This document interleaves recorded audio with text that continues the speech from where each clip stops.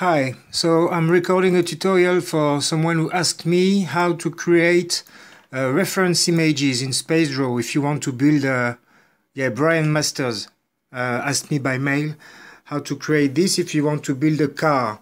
He took as an example a car began because I never finished it. I was doing this a long time ago when I was still using Spacedraw. I've got it here. Beetle. Yeah, it's an old project. I think it's the last one I did, and then I moved on to way more complex softwares on PC. Let me download the reference image. It's this one. I don't download it, I just put it in the viewport. Alright, so he saw this project of mine on the internet somewhere, and he asked me how to create those planes, those reference images you see around the car. Sorry, I just changed the width of the edges. When I select them, it's a bit too thick right now.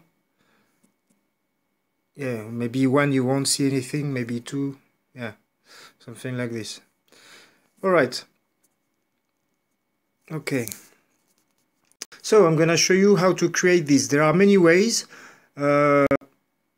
I just thought right now of a very good way actually, so I'm gonna show you this one.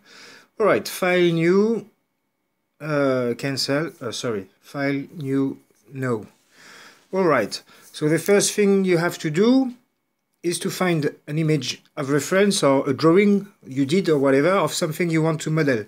So at this time what I wanted to do was this beetle, so I found this image on internet and I drew lines. I remember at the time I might have drawn them with Artflow here probably.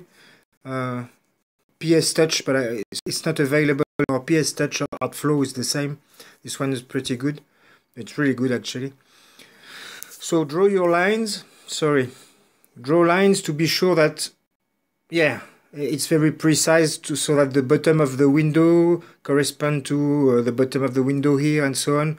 The bottom of the wheels take maybe one line for the top, one line for the very bottom, enough. But draw these lines before, it will make the job easier later in Spacedraw. So one way to do it, very simple way, it's the same I would do in many softwares. So you first go in Create, and you create a rectangle, and let's activate X, Z center, just so that your object is created in the middle of the scene. Something like that. And then I give it height. It should be fine. Select face. Now I select just one face. I invert my selection and I delete everything else. So now I've got just one face. I want to see the texture on it. So I go in material and always create a new material. Never use the standard one. This one is the one applied to any new object created. So when you need a texture, create a new one. You can name it or whatever. Rename it here if you want. Beetle. If you don't rename it, it will have the name of your image in the hard drive, in the memory. So I'm gonna get my reference image, download, attach.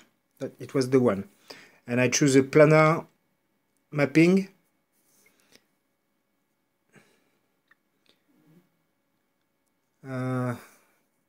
Yeah, sorry, I didn't use Spacedraw, as I might have said already, I don't know. I didn't use Spacedraw for a very long time, so like 3 years, so, and I'm using ZBrush now, so it's very hard for me to remember how to do things. There was a way. I'm gonna, my reference position is aligned, I'm gonna snap it to the center of the face.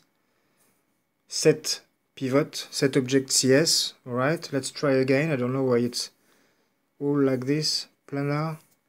Yeah, the planar is done according to the view, it seems. So let's go in view, orthographic projection, and I'm gonna slide on the bottom right here. You've got a white line, you slide on it and you choose front. Okay, front view. Now I do the planar again and it's fine. So this is the image. The proportions are respect the ratio of pixels of the original image. I'm gonna try and put, let's do it like this. You can do it, but it's not very precise, so I'm gonna show you the UV. So now I applied the material, it's enough. Let's go in Object, I select my object, I activate UVs, and now I'm going to define the pivot again, but not the pivot of the object itself, the pivot of the UVs I'm using right now. So let's activate the pivot, and I'm going to put the pivot in a very specific place. I look for the repetition of the image. I think this is the bottom of my image, just there. And I'm putting my pivot, as you can see, on the middle of the red lines. It doesn't need to be ultra precise, but I'm gonna make it clean enough. So my reference position is set. And now, when I move the UVs, as you can see, the pivot respects the position I just defined on the pixels of the image. So now I can move my UVs, but I can also activate up there. I activate the snap to vertex, which means when I move my UVs, I'm able to snap them very precisely to the bottom left of my image. And now I'm gonna scale the UVs until the right side touches the right red line of the end of the image touches the end of my object. It's not up. This is very clean. Something you might have noticed when I move the image, when I move the viewport. Let's go back in perspective now. When I move the viewport, my image goes dark, bright when it's facing the camera. And this is very annoying if you try to model and you don't see your reference image. So to avoid that, you just go in Material, select the material you just defined, and you set an emission value full white or diffuse full white. I think it's the same effect. This way, whenever you move, you don't have to worry about not seeing your image. It's always visible, no matter the angle. Alright? Now I've got this image, but just for the fun, I'm going to show you something else. Let's put another material so that you can see what I'm doing. Select Object, Material. I just put back the standard for 1 second. I want to cut this face because I could see a repetition of the image on the top here. So just to cut, I show you quickly. Create. So you create a line. Deactivate quick here. It's very, very nice quick, but for this example, I prefer not to use it. And what you need to do is, so create line, snap to edge, or you can also snap, of course, to vertices if you want. Snap to edge, and what's very important is combine.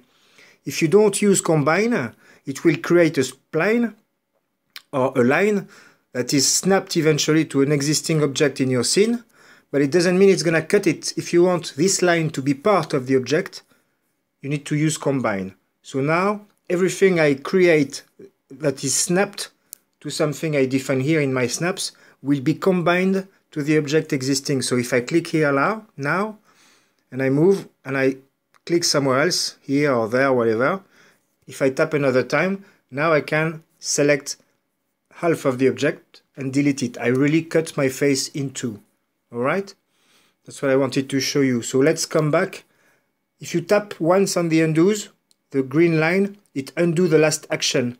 If you slide on the undos, it opens the undo menu and you can come back to where you were before. I think it was there. Alright? The position is not... Yeah. Fuck. I lost the proper undo. It's okay. I'm gonna do it again. Select object, UVs, move. Let's put it back in the right position. Snap. Okay.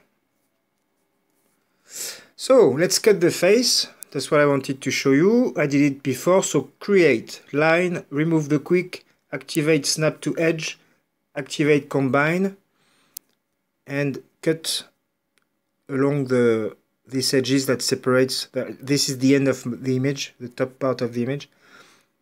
I create a line and I cut it just above the red line to be sure I can see everything in there.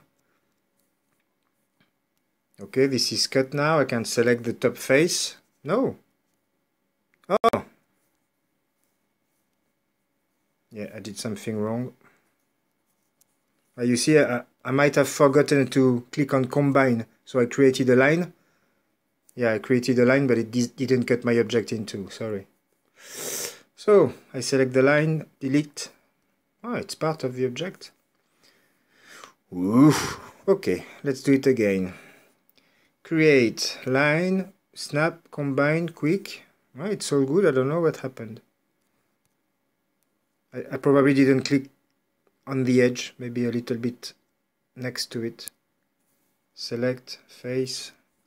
Now it's okay, delete. Oh, it's all wrong, huh? Yeah, that's what I told you. I'm struggling, I'm sorry. I really didn't use this software for so long. Shit. I have to do the same thing 20 times now.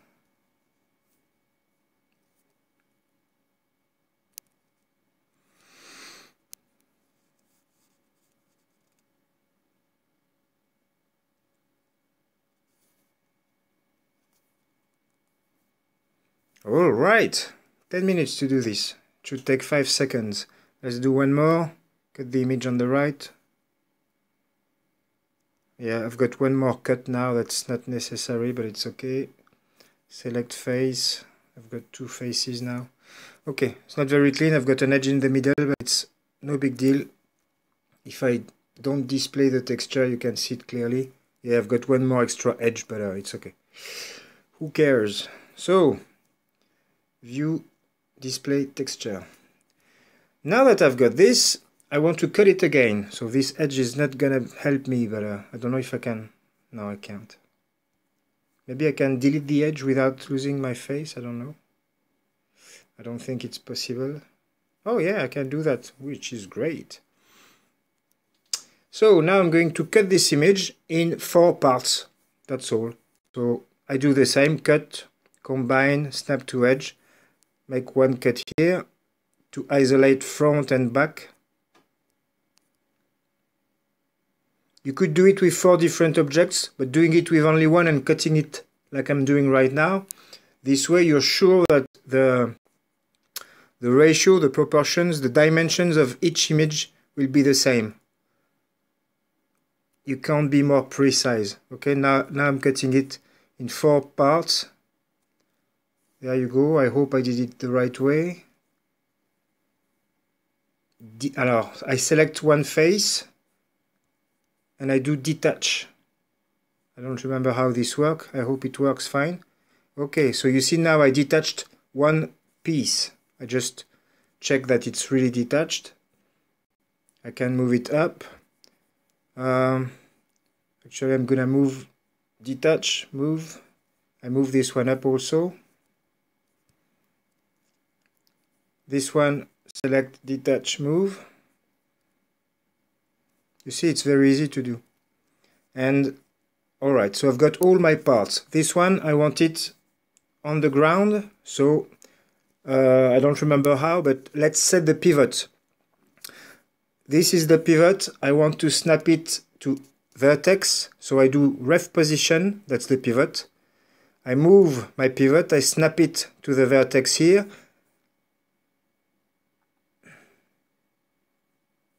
I don't remember how to do this. I hope it's saved. There is a way to save it, the pivot, but I don't remember. Oh, sorry, I was working on the pivot of my face. Be careful how you... I was working in face mode. I need to go in object mode. Okay, let's do this again. Object.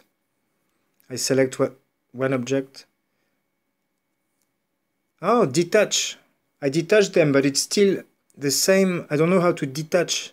Oh, new object here. Sorry. There you go. Now it's a different object. I hope so. Well, yeah, well. Select face. Oh, okay, I remember. You have to click new object and then detach. There you go. Now it's a different object. Okay.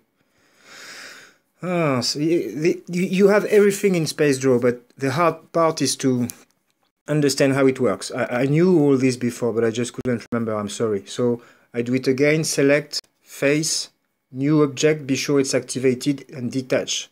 select face, new object, detach. Okay, now it's fine. You have 1, 2, 3, 4 different objects. Let's define the pivots. So I select one object.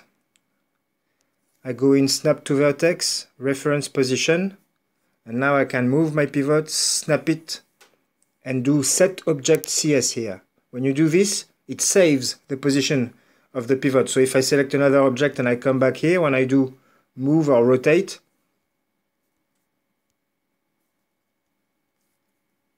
it doesn't work. Okay, let's try ref CS. I don't remember the difference between ref CS and ref position. Maybe it's this one, set. Okay, let's come back, rotate. Now it's saved. So yeah, that's what you have to do. I'm sorry, I don't really remember the difference between these two. You have to check on the manual. I remember I'm the one who asked him to change this here. So this is, yeah, it's following one of my bug reports, and he did a great job actually. The pivot is amazing, but I don't remember how it works. So for the moment, let's just use ref CS. I know it works. So I move them. This one maybe at the top.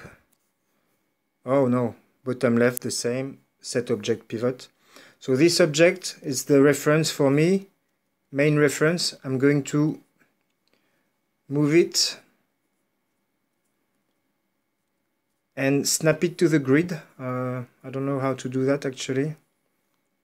Grid snap. Yeah, grid snap. Now it snaps to the grid, which is great. So I want to snap it to the grid and move it more or less in the center. It's not very important. All right. And place this one. This one will be my big reference for the others. So now I can move this one. I already defined the pivot, so I can stay in snap to vertex, and I'm gonna move this image and snap it to the vertex of the one I just placed on the grid. This way, as you can see, the lines I drew before are perfectly aligned. That's why it's a good thing to draw your lines before and work precisely with snaps and the pivot. So now I'm going to move this one, ref CS, move. I need to define its pivot. The same, I'm going to put it bottom left, sorry, set object CS. And this one, I'm not sure. Yeah, this one, ref CS, move, and I place the pivot this time bottom right. You'll understand why in 1 second. Okay, it's all done. So now I can move this image. The snap being defined, I'm gonna snap it on the bottom of my car, and this one, pivot is on the other side. Ah, I forgot to save it. Set object CS. Okay, now I can move and snap it there. It's like a box unwrapped. Now I need to rotate these things. So I'm gonna select this one on the left, define the axis of rotation.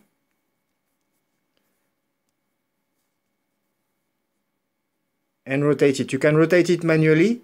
On the top here, you can see the angle of rotation, 130, 70, but it's not precise. What you want is 90 degrees exactly. So instead of moving the rotation with your finger, select an object, choose the axis, and then you slide on the very top. You've got red, green, and blue here. This is the rotation, and you type 90 degrees. This sets your reference for the rear. And then I select this one. I'm going to do the same, rotate, and it should be minus this time 90 degrees. Now I'm going to select this one, rotate. I also define the pivot, but now I'm going to rotate on this axis, and I choose, I don't know, 90 probably degrees. I can move it down. I keep my snaps, and there you go. You have it. So let's check these two, because I didn't check if they were aligned. And they are not aligned, so let's move them up, down. I didn't draw all the lines. Yeah, here I've got all the lines. It's better. So just check. What I'm checking right now is to be sure that here in the corner, all my lines are properly aligned, and they are.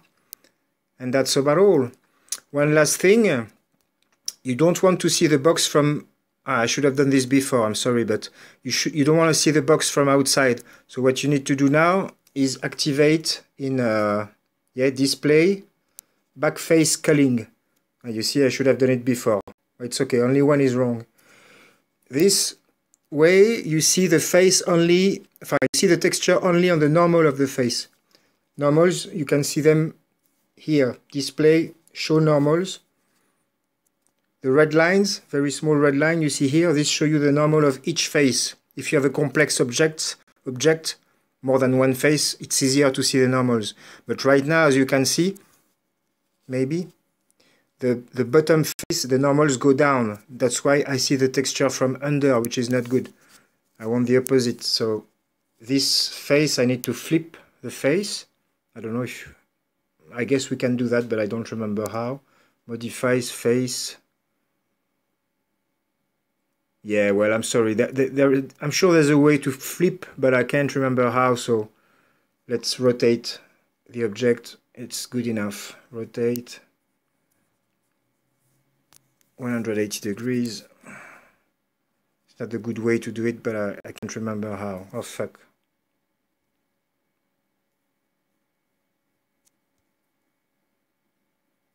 Yeah, I rotated more than one object.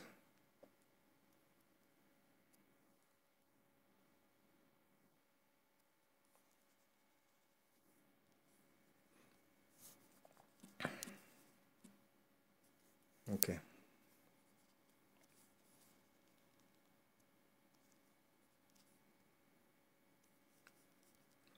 When you're used to work with Spacedraw, ZBrush, I mean, it's a pain in the ass to come back on a small screen like this.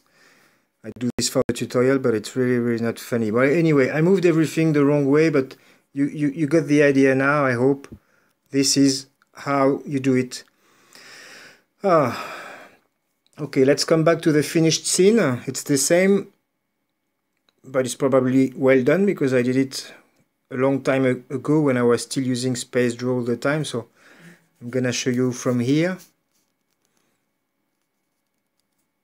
Okay.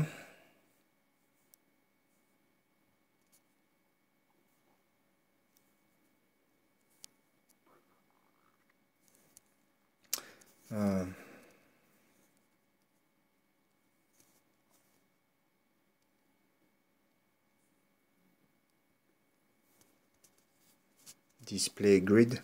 So the main important thing when you work like that, I'm going to select only the left side, or I don't know. Yeah, maybe these two things and the side, just to show you. Select what I want. I invert my selection, then I go in View, Hide Selected Object. Okay, so now you have a reference, and of course you don't want to work in perspective because it's useless. I mean, the reference is useless if you work like that. What you want is to work in orthographic projection. And the great thing here, something that Scalisoft added also following the one of my bug reports, I asked them to do this view, especially to work with reference like that. So the guy added this. He did a great job really did a great job. So now you just slide on the bottom, you have a white line. You slide from right to left as always, and you've got this menu, and now you can have the back view, front view, left view, and everything. And you can also save the view. So this view, if I use it all the time, let's say I'm working on the front wheel, I just come there, and I save this view, and now it's there. And I can also work on the rear wheel, and I save the view. And now you can easily move your scene around, do other stuff, and come back to where you were with the views you saved.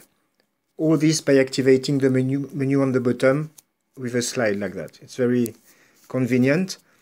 And now if you want to see the image, the reference image while you're modeling, you have to go in, I don't remember, Display, XRay.